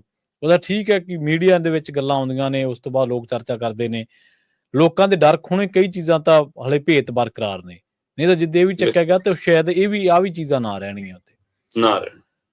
ਅੰਮ੍ਰਿਤਪਾਲ ਸਿੰਘ ਦੇ ਬਾਰੇ ਗੱਲ ਕਰੀਏ, ਗਣਤੰਤਰ ਦਿਵਸ ਦੀ ਜਿਹੜੀ ਪਰੇਡ ਆ ਉਹਦੇ ਵਿੱਚ ਉਹ ਹਿੱਸਾ ਲੈਣਾ ਚਾਹੁੰਦਾ ਹੈ। ਅਸੀਂ ਨਹੀਂ ਇਹ ਗੱਲ ਕਰ ਰਹੇ, ਪਰ ਜੇਕਰ ਕੋਈ ਕਰ ਰਿਹਾ ਤੇ ਉਹ ਕੌਣ ਕਰ ਰਿਹਾ ਸ਼ਰਮਾ ਜੀ? ਬਿਲਕੁਲ ਪ੍ਰਵੀਨ ਜੀ, ਕੱਲ ਮਤਲਬ ਕਿ ਜੇ ਮੈਂ ਗੱਲ ਕਰਾਂ, ਵੀਰਵਾਰ ਦਾ ਪੂਰਾ ਦਿਨ ਜੀ। ਭਾਰਤੀ ਮੀਡੀਆ ਦੇ ਵਿੱਚ, ਚਾਹੇ ਉਹ ਰਾਸ਼ਟਰੀ ਮੀਡੀਆ ਹੋਵੇ, ਚਾਹੇ ਉਹ ਖੇਤਰੀ ਮੀਡੀਆ ਹੋਵੇ, ਚਾਹੇ ਸੋਸ਼ਲ ਮੀਡੀਆ ਹੋਵੇ, ਚਾਹੇ ਅਖਬਾਰੀ ਵੈਬਸਾਈਟਾਂ ਹੋਣ, ਕੱਲ ਇਹ ਖਬਰ ਦੱਬ ਕੇ ਚਰਚਾ 'ਚ ਰਹੀ ਕਿ ਅੰਮ੍ਰਿਤਪਾਲ ਸਿੰਘ ਹੋਰਾਂ ਨੇ ਜੀ high court, Punjab Haryana high court ਦੇ ਵਿੱਚ ਪਟੀਸ਼ਨ ਦਾਖਲ ਕਰ ਦਿੱਤੀ ਆ ਕਿ ਜੀ ਮੈਂ ਗਣਤੰਤਰ ਦਿਵਸ ਦੀ ਪਰੇਡ 'ਚ ਹਿੱਸਾ ਲੈਣਾ, ਮੇਰਾ ਇਹ ਸੰਵਿਧਾਨਕ ਹੱਕ ਬਣਦਾ, ਮੈਂ ਚੁਣਿਆ ਮੈਂਬਰ ਪਾਰਲੀਮੈਂਟ ਆ ਤੇ ਬਜਟ ਸੈਸ਼ਨ ਆ ਰਿਹਾ, ਮੈਂ ਉਹਦੇ ਵਿੱਚ ਹਿੱਸਾ ਲੈਣਾ। ਸੋ ਇਸ ਲਈ ਕਿ ਮੈਨੂੰ ਜੇਲ੍ਹ ਦੇ ਵਿੱਚੋਂ, ਡਿਬਰੂਗੜ੍ਹ ਜੇਲ੍ਹ ਦੇ ਵਿੱਚੋਂ ਬਾਹਰ ਲਿਆਂਦਾ ਜਾਵੇ, ਛੁੱਟੀ ਦਿੱਤੀ ਜਾਵੇ, ਕਿਉਂਕਿ ਮੇਰੀ ਸੰਸਥਾ ਵੀ ਖਤਰੇ 'ਚ ਹੈ। ਇਸ ਹਵਾਲੇ ਨਾਲ ਖਬਰ ਖੂਬ ਕੱਲ ਮਤਲਬ ਕਿ ਵੱਖ-ਵੱਖ ਮੀਡੀਆ ਦੇ ਘਰਾਂ 'ਚ ਤੈਰਦੀ ਰਹੀ। ਹੁਣ ਇਹਦਾ ਕੁਝ ਤਰ੍ਹਾਂ ਕਹਿੰਦੀਆਂ ਨਹੀਂ ਜੀ ਉਹਨਾਂ ਨੇ ਇਕੱਲੇ ਬਜਟ ਸੈਸ਼ਨ 'ਚ ਹਿੱਸਾ ਲੈਣ ਦੀ ਛੂਟ ਮੰਗੀ ਆ ਜੀ, ਆ ਗਣਤੰਤਰ ਦਿਵਸ ਵਾਲੀ ਗੱਲ ਤਾਂ ਉਹੀ ਉੜ ਗਈ ਜੀ। ਕੁਝ ਤਰ੍ਹਾਂ ਕਹਿੰਦੀਆਂ ਕਿ ਨਹੀਂ ਜੀ, ਉਹਨਾਂ ਨੇ ਤਾਂ ਪਹਿਲਾਂ ਵੀ ਤਾਂ ਸੰਵਿਧਾਨ ਦੀ ਸਹੁੰ ਚੁੱਕੀ ਆ ਤੇ ਇਸ ਲਈ ਹੁਣ ਉਹ ਸੰਵਿਧਾਨਕ ਤੌਰ ਤੇ ਜਿਹੜੀ ਪਾਰਟੀ ਬਣਾਈ ਆ ਉਹਦੇ ਹਵਾਲੇ ਨਾਲ ਪੂਰੇ ਪੰਜਾਬ ਨੂੰ ਸੁਨੇਹਾ ਵੀ ਦੇਣਾ ਚਾਹੁੰਦੇ ਆ ਕਿ ਦੇਖੋ ਜੀ, ਕਿਉਂਕਿ ਜਿਹੋ ਜੀ ਸਕ੍ਰਿਪਟ ਬਾਹਰ ਆ ਰਹੀ ਸੀ ਉਹਦੇ ਹਵਾਲੇ ਨਾਲ ਤਾਂ ਇਹ ਸੀਗਾ ਕਿ ਉਹਨਾਂ ਨੇ ਬਕਾਇਦਾ ਤੌਰ ਤੇ ਕਿਹਾ ਕਿ ਮੇਰਾ ਸੰਵਿਧਾਨਕ ਫਰਜ਼ ਬਣਦਾ ਜੀ ਕਿ ਮੈਂ ਆਪਣੇ ਹਲਕੇ ਦੀ ਗੱਲ ਕਰਾਂ, ਮੈਂ ਗਣਤੰਤਰ ਦਿਵਸ ਹਿੱਸਾ ਲਵਾਂ। ਉਹ ਕਹਿੰਦੇ ਲੋਕਤੰਤਰਕ ਕਦਰਾਂ ਕੀਮਤਾਂ, ਸੰਵਿਧਾਨ ਦੇ ਮਤਲਬ ਕਿ ਜਿਹੜੇ ਪ੍ਰਤੀਕ ਨੇ ਉਹਨਾਂ ਦੇ ਵਿੱਚ ਬਤੌਰ ਮੈਂਬਰ ਪਾਰਲੀਮੈਂਟ ਮੇਰਾ ਸ਼ਾਮਲ ਹੋਣਾ ਅਧਿਕਾਰ ਹੈ। ਇਸ ਲਈ ਸੋ ਅਜਿਹੇ ਸ਼ਬਦਾਂ ਦੇ ਹਵਾਲੇ ਨਾਲ ਵੀ ਕੁਝ ਆਇਆ ਕਿ ਉਹ ਪੂਰਾ ਇਹ ਜਿਹੜਾ ਰਾਸ਼ਟਰੀਕਰਨ ਦਾ ਢੰਗ ਤਰੀਕਾ ਹੈ ਉਹਦੇ ਰਾਹੀਂ ਵੀ ਅੱਗੇ ਵਧਣਾ ਚਾਹੁੰਦੇ ਆ ਤਾਂ ਕਿ ਹਰ ਧਿਰ ਨੂੰ ਲੱਗੇ ਕਿ ਨਹੀਂ, ਕਿਉਂਕਿ ਹੁਣ ਨਵੀਂ ਪਾਰਟੀ ਦੇ ਪ੍ਰਧਾਨ ਵੀ ਨੇ, ਸ਼੍ਰੋਮਣੀ ਅਕਾਲੀ ਦਲ ਵਾਰਸ ਪੰਜਾਬ ਦੇ ਤੇ ਉਹ ਪ੍ਰਧਾਨ ਵੀ ਨੇ। ਹਾਂ, ਹੁਣ ਜਦੋਂ ਇਹ ਖਬਰਾਂ ਤੈਰ ਰਹੀਆਂ ਸੀ ਤਾਂ ਪਤਾ ਕਰਨ ਦੀ ਕੋਸ਼ਿਸ਼ ਕੀਤੀ ਕਿ ਫਿਰ ਜੇ ਅੰਮ੍ਰਿਤਪਾਲ ਨੇ ਗੱਲ ਨਹੀਂ ਕੀਤੀ ਫਿਰ ਕਿਹਨੇ ਕੀਤੀ। ਜੀ ਪ੍ਰਵੀਨ ਜੀ, ਅਸਲ ਦੇ ਵਿੱਚ ਅੰਮ੍ਰਿਤਪਾਲ ਦੀ ਧਿਰ ਨੇ ਇੱਕ ਕਾਗਜ਼ ਤਿਆਰ ਕਰਾਏ ਸੀ ਪੰਜਾਬ ਹਰਿਆਣਾ ਹਾਈ ਕੋਰਟ 'ਚ ਪਟੀਸ਼ਨ ਦਾਖਲ ਕਰਨ ਲਈ। ਠੀਕ ਹੈ, ਉਹਨਾਂ ਦੇ ਵਕੀਲ ਸਾਹਿਬ ਨੇ ਕਾਗਜ਼ ਪੱਤਰ ਤਿਆਰ ਕਰ ਲਏ ਸੀ ਕਿ ਆਪਾਂ ਗਣਤੰਤਰ ਦਿਵਸ ਦੀ ਪਰੇਡ ਦਾ ਹਵਾਲਾ ਦੇ ਕੇ ਤੇ ਬਜਟ ਸੈਸ਼ਨ ਦਾ ਹਵਾਲਾ ਦੇ ਕੇ, ਔਰ ਜਿਹਦੇ ਵਿੱਚ ਇਹ ਹਵਾਲਾ ਵੀ ਸ਼ਾਮਲ ਸੀ ਕਿ ਅੰਮ੍ਰਿਤਪਾਲ ਸਿੰਘ ਨੂੰ ਸੰਸਦ ਦੀਆਂ ਜਿਹੜੀਆਂ ਬੈਠਕਾਂ ਹੋਈਆਂ ਨੇ ਉਹਨਾਂ 'ਚ 46 ਉਹਨਾਂ ਦੀਆਂ ਗੈਰ ਹਾਜ਼ਰੀਆਂ ਹੋ ਗਈਆਂ ਤੇ ਜੇ 60 ਤੋਂ ਉੱਪਰ ਹੋ ਗਈਆਂ ਤਾਂ ਉਹਨਾਂ ਦੀ ਮੈਂਬਰੀ ਜਾ ਸਕਦੀ ਹੈ। ਇਹ 2-3 ਹਵਾਲੇ ਦੇ ਕੇ ਇੱਕ ਪਟੀਸ਼ਨ ਤਿਆਰ ਕੀਤੀ ਕਿ ਪੰਜਾਬ ਹਰਿਆਣਾ ਹਾਈ ਕੋਰਟ 'ਚ ਦਾਖਲ ਕੀਤੀ ਜਾਵੇ। ਇਹ ਤੋਂ ਪਹਿਲਾਂ ਕਿ ਉਹ ਪਟੀਸ਼ਨ ਦਾਖਲ ਹੁੰਦੀ, ਉਹ ਤਿਆਰ ਕਾਗਜ਼ਾਂ ਦੇ ਆਧਾਰ ਤੇ ਮੀਡੀਆ 'ਚ ਖਬਰ ਆ ਗਈ। ਹੁਣ ਇਹ ਕਿਹਨੇ ਲੀਕ ਕੀਤੀ? ਜਾਂ ਤਾਂ ਇਹ ਸਾਰੀ ਜਾਣਕਾਰੀ ਉਹਨਾਂ ਦੇ ਵਕੀਲਾਂ ਵਾਲੀ ਧਿਰ ਨੂੰ ਹੈ, ਜਾਂ ਉਹਨਾਂ ਦੇ ਪਰਿਵਾਰਕ ਧਿਰ ਨੂੰ ਹੈ, ਜਾਂ ਜਿਨ ਤੋਂ ਟਾਈਪ ਕਰਾਇਆ, ਪ੍ਰਿੰਟ ਵਗੈਰਾ ਕਰਾਇਆ, ਕੇਸ ਤਿਆਰ ਕਰਾਇਆ ਉਹਦੇ ਕੋਲੋਂ ਹੈ। ਸੋ ਇਹ ਗੱਲ ਕਿੱਥੋਂ ਮੀਡੀਆ 'ਚ ਆਈ, ਸਵਾਲ ਇਹ ਹੈ। ਸੋ ਇਹਦਾ ਮਤਲਬ ਕੁਝ ਨਾ ਕੁਝ ਤਾਂ ਇਹਦੇ ਪਿੱਛੇ ਕਾਰਨ ਸੀਗੇ, ਅਜਿਹਾ ਕੁਝ ਵਿਚਾਰ ਸੀਗਾ, ਚਾਹੇ ਕਾਨੂੰਨੀ ਨੁਕਤਾ ਹੋਵੇ, ਹੈ ਨਾ। ਸੋ ਹੁਣ ਜਿਹੜੀਆਂ ਧਿਰਾਂ ਕਹਿੰਦੀਆਂ ਨੇ ਕਿ ਨਹੀਂ ਜਿਹਨੂੰ ਲੀਕ ਖਿੱਚ ਕੇ ਚੱਲਣਾ ਚਾਹੀਦਾ ਹੈ ਨਾ, ਦੂਸਰੇ ਪਾਸੇ ਉਹ ਕਹਿੰਦੇ ਕਿ ਨਹੀਂ ਉਹ ਚੁਣੇ ਨੁਮਾਇੰਦੇ। ਹਾਂ, ਜੇਕਰ ਬਤੌਰ ਮੈਂਬਰ ਪਾਰਲੀਮੈਂਟ ਦੇਖਣਾ ਹੋਵੇ ਤਾਂ ਅੰਮ੍ਰਿਤਪਾਲ ਸਿੰਘ ਦਾ ਸੰਸਦ 'ਚ ਹੋਣਾ ਜ਼ਰੂਰੀ ਹੈ। ਵੀ ਖਡੂਰ ਸਾਹਿਬ ਦੇ ਹਲਕੇ ਦੇ ਲੋਕਾਂ ਦਾ ਕੀ ਕਸੂਰ ਹੈ? ਉਹਨਾਂ ਨੇ ਤਾਂ ਆਪਣੇ ਵੋਟ ਦੇ ਹੱਕ ਨਾਲ ਇੱਕ ਨੁਮਾਇੰਦਾ ਚੁਣਿਆ ਨਾ, ਤੇ ਉਹਨਾਂ ਦੀ ਇੱਕ ਗੱਲ ਕਰਨ ਲਈ ਉੱਥੇ ਕੋਈ ਹੈ ਹੀ ਨਹੀਂਗਾ, ਤੁਸੀਂ ਉਹਨੂੰ ਮੌਕਾ ਹੀ ਨਹੀਂ ਦੇ ਰਹੇ, ਫਿਰ ਇਹ ਵੀ ਤਾਂ ਧੱਕਾ ਹੈ ਨਾ ਉਸ ਹਲਕੇ ਦੇ ਲੋਕਾਂ ਨਾਲ। ਉਹ ਕੱਲਾ ਅੰਮ੍ਰਿਤਪਾਲ ਸਿੰਘ ਥੋੜਾ, ਉਹ ਇੰਨੇ ਲੱਖਾਂ ਲੋਕਾਂ ਦੀ ਨੁਮਾਇੰਦਗੀ ਕਰਦਾ ਹੁਣ। ਸੋ ਉਸ ਨਾਤੇ ਉਹਦਾ ਹਾਂ, ਪਰ ਜੇ ਆਪਾਂ ਹਲਕੇ ਦੀ ਗੱਲ ਕਰੀਏ, ਜਿੰਨੇ ਬਾਕੀ ਮੈਂਬਰ ਪਾਰਲੀਮੈਂਟ ਬੈਠੇ ਨੇ, ਹੈਨਾ, ਉਹ ਕਿੰਨੇ ਹਲਕੇ ਦੀਆਂ ਗੱਲਾਂ ਕਰਦੇ ਨੇ, ਹਲਕੀਆਂ ਹੀ ਗੱਲਾਂ ਕਰਦੇ ਨੇ ਉੱਥੇ। ਸਹੀ, ਬਿਲਕੁਲ ਸਹੀ, ਹੈਨਾ। ਉਹ ਕਿੰਨੀਆਂ ਆਪਣੀ ਨੁਮਾਇੰਦਗੀ ਕਰਵਾਉਂਦੇ ਨੇ, ਆਪਣੇ ਆਪ ਨੂੰ ਚਮਕਾ ਲੈਂਦੇ ਨੇ, ਆਪਣੇ ਹਲਕਿਆਂ ਤੇ ਭੁੱਲੇ ਜਾਂਦੇ ਨੇ। ਸੋ ਇਸ ਲਈ ਇਹ ਵੀ ਇੱਕ ਪਹਿਲੂ ਹੈਗਾ ਕਿ ਇਸ ਨਾਤੇ ਅੰਮ੍ਰਿਤਪਾਲ ਸਿੰਘ ਨੂੰ ਛੂਟ ਮਿਲਣੀ ਚਾਹੀਦੀ ਹੈ ਬਤੌਰ ਮੈਂਬਰ ਪਾਰਲੀਮੈਂਟ, ਤਾਂ ਕਿ ਉਹ ਆਪਣੀ ਗੱਲ ਕਰ ਸਕਣ। ਪਰ ਜਿਹੜਾ ਇਹ ਢੰਗ ਤਰੀਕਾ ਅਪਣਾਇਆ ਜਾ ਰਿਹਾ ਸੀਗਾ, ਉਸ ਨੂੰ ਉਹ ਪਟੀਸ਼ਨ ਦੇ ਰੂਪ 'ਚ ਦਾਖਲ ਕਰਨ ਤੱਕ ਨਹੀਂ ਲੈ ਕੇ ਗਏ, ਪਰ ਮੀਡੀਆ 'ਚ ਖਬਰ ਨਸਰ ਹੋ ਗਈ ਤੇ ਹੁਣ ਪਤਾ ਲੱਗ ਰਿਹਾ ਫਿਲਹਾਲ ਇਹ ਪਟੀਸ਼ਨ ਰੋਕ ਲਈ ਗਈ ਹੈ, ਸ਼ਾਇਦ ਇਹ ਦਾਖਲ ਨਹੀਂ ਹੋ ਰਹੀ। ਹਾਂ, ਕੱਲ ਦੇਰ ਸ਼ਾਮ ਤੱਕ ਮੇਰੇ ਕੋਲ ਖਬਰ ਸੀ, ਅੱਜ ਕੋਈ ਫੈਸਲਾ ਬਦਲ ਜਾਵੇ ਤਾਂ ਪਤਾ ਨਹੀਂ ਜੀ। ਤੇ ਅਗਲੀ ਗੱਲ ਕਰੀਏ ਖਨੌਰੀ ਬਾਰਡਰ ਦੀ। ਡੱਲੇਵਾਲ ਸਾਹਿਬ ਦੇ ਲਈ ਉੱਥੇ ਸਾਊਂਡ ਪ੍ਰੂਫ ਜਿਹੜਾ ਗਲਾਸ ਹਾਊਸ ਆ ਉਹ ਤਿਆਰ ਕੀਤਾ ਜਾ ਰਿਹਾ ਜੀ। ਬਿਲਕੁਲ ਪ੍ਰਵੀਨ ਜੀ, ਸਥਿਤੀ ਕਾਫੀ ਬਦਲੀ ਹੋਈ ਹੈ ਹੁਣ ਖਨੌਰੀ ਬਾਰਡਰ ਦੇ ਉੱਤੇ, ਖਾਸ ਕਰ ਡ੍ਰਿਪ ਲੱਗਣ ਤੋਂ ਬਾਅਦ, ਗਲੂਕੋਸ ਲੱਗਣ ਤੋਂ ਬਾਅਦ, ਤੇ ਮਤਲਬ ਜਿਹੜੇ ਅੰਦੋਲਨਕਾਰੀ ਕਿਸਾਨ ਨੇ ਉਹਨਾਂ 'ਚ ਵੀ ਰਾਹਤ ਹੈ। ਥੋੜਾ ਜਿਹੜਾ ਡੱਲੇਵਾਲ ਹੋਰਾਂ ਦਾ ਫਿਕਰ ਸੀ, ਡੱਲੇਵਾਲ ਪ੍ਰਤੀ ਫਿਕਰ ਸੀ, ਉਹ ਫਿਕਰ ਵੀ ਘਟਿਆ ਨਜ਼ਰ ਆ ਰਿਹਾ ਕਿ ਚਲੋ ਹੁਣ ਮਾੜਾ ਮੋਟਾ ਗਲੂਕੋਸ ਅੰਦਰ ਜਾ ਰਿਹਾ, ਹੁਣ ਕੋਈ ਅਜਿਹਾ ਫਿਕਰ ਨੀਗਾ। ਸੋ ਇਸ ਲਈ ਉਹਨਾਂ ਦੀ ਸਥਿਤੀ 'ਚ ਸੁਧਾਰ ਵੀ ਦੱਸਿਆ ਜਾ ਰਿਹਾ, ਤੇ ਤਾਂ ਹੀ ਉਹਨਾਂ ਨੂੰ ਮਤਲਬ ਉਹ ਟਰੈਲੀ ਦੇ ਜਿਹੜੀ ਬਿਲਡਿੰਗ ਕਰਕੇ ਉਹਨਾਂ ਨੂੰ ਇੱਕ ਤਰ੍ਹਾਂ ਨਾਲ ਚਾਰੇ ਪਾਸਿਓਂ ਇਹ ਰੱਖਿਆ ਗਿਆ ਸੀਗਾ ਕਿ ਕੋਈ ਕਿਤੇ ਪੁਲਿਸ ਧੱਕਾ ਨਾ ਕਰ ਲਵੇ, ਸਰਕਾਰ ਧੱਕਾ ਨਾ ਕਰ ਲਵੇ। ਉਹ ਬਿਲਡਿੰਗਾਂ ਤੋੜ ਦਿੱਤੀਆਂ ਗਈਆਂ, ਟਰੈਲੀਆਂ ਖੋਲ ਦਿੱਤੀਆਂ ਗਈਆਂ, ਤੇ ਉਹਨਾਂ ਨੂੰ ਉਸ ਟਰੈਲੀ ਤੋਂ ਸਟ੍ਰੈਚਰ ਤੇ ਲਾ ਕੇ ਫਿਰ ਬਾਹਰ ਮੰਜੇ ਤੇ, ਜਿਵੇਂ ਆਪਾਂ ਕਹਿੰਦੇ ਹਾਂ, ਧੁੱਪੇ ਵੀ ਲਿਆਂਦਾ ਗਿਆ। ਤੋਂ ਵਿਟਾਮਿਨ ਡੀ, ਤੇ ਇਹ ਵੀ ਬਹੁਤ ਜ਼ਰੂਰੀ ਹੈ, ਰੋਸ਼ਨੀ, ਧੁੱਪ, ਸਾਰਾ ਕੁਝ ਸਰੀਰ ਦੇ ਲਈ।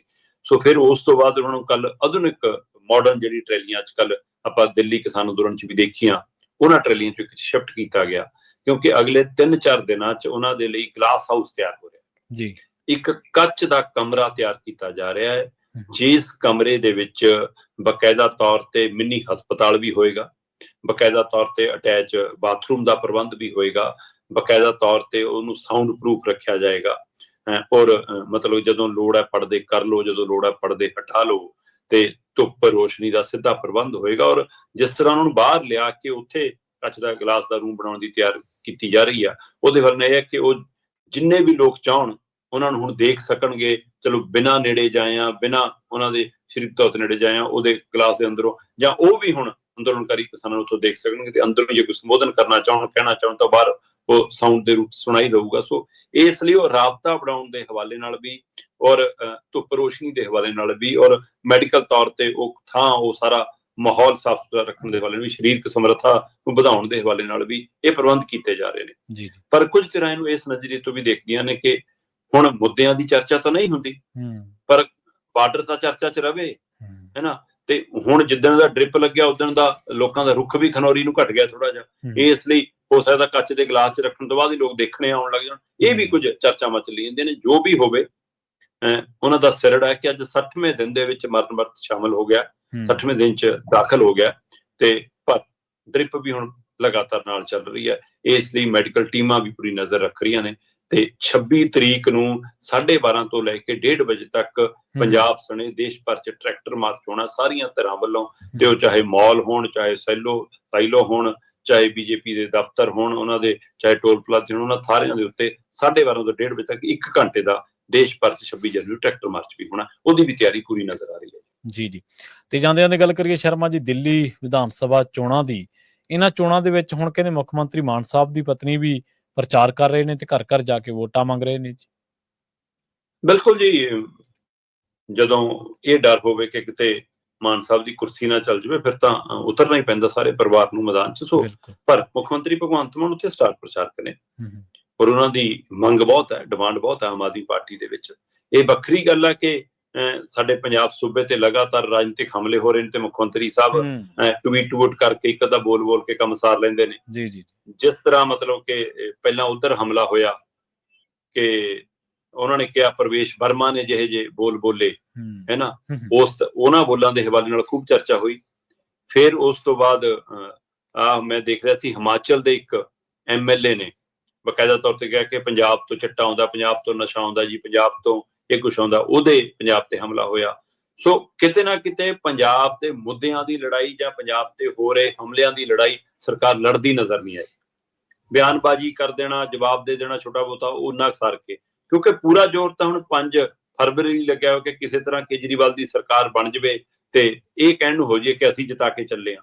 ਸੋ ਉਸ ਜਿਸ ਦੇ ਵਿੱਚ ਸਰਕਾਰ ਸਾਰੀ ਦਿੱਲੀ ਬੈਠੀ ਆ, ਤੇ ਕੱਲ ਪੰਜਾਬ ਪੁਲਿਸ ਦੇ ਮੁਖੀ ਕਹਿ ਰਹੇ ਸੀਗੇ ਕਿ ਨਹੀਂ ਜੀ ਅਸੀਂ ਦਿੱਲੀ ਦੀ ਹਦਾਇਤ ਤੇ, ਦਿੱਲੀ ਪੁਲਿਸ ਦੀ ਹਦਾਇਤ ਤੇ, ਉਹਨਾਂ ਨਾਲ ਤਾਲਮੇਲ ਤੇ ਜਾਂ ਕੁਝ ਸ਼ਿਕਾਇਤਾਂ ਦੇ ਆਧਾਰ ਤੇ ਅਸੀਂ ਆਪਣੀ ਪੁਲਿਸ ਨੂੰ ਕੇਜਰੀਵਾਲ ਦੀ ਸਿਕਿਉਰਿਟੀ ਚੋਂ ਵਾਪਸ ਲੈ ਲਿਆ। ਸੋ ਇੱਥੋਂ ਸਪਸ਼ਟ ਹੋ ਗਿਆ ਕਿ ਭਾਈ ਪੰਜਾਬ ਪੁਲਿਸ ਦੀ ਦੁਰਵਰਤੋਂ ਤਾਂ ਹੋ ਹੀ ਰਹੀ ਹੈ ਨਾ, ਮਤਲਬ ਤੁਸੀਂ ਆਪ ਸਪਸ਼ਟ ਕਰ ਰਹੇ ਹੋ ਕਿ ਉਹਦੀ ਵਰਤੋਂ ਤਾਂ ਕੀਤੀ ਜਾ ਰਹੀ ਹੈ ਨਾ। ਸੋ ਇਹ ਪਹਿਲੂ ਵੀ ਸਾਹਮਣੇ ਆਉਣ ਲੱਗ ਪਏ।